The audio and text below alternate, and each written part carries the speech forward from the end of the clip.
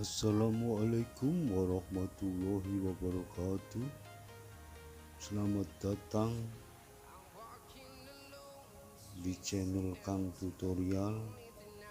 Kali ini saya akan membagikan video tutorial cara menonaktifkan notifikasi share it biasa atau share it lite.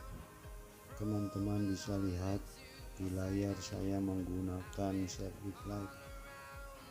Pertama kita buka share it, kemudian kita klik yang saya, lalu ke pengaturan, klik pengaturan, kemudian notifikasi, pengaturan notifikasi kita nonaktifkan,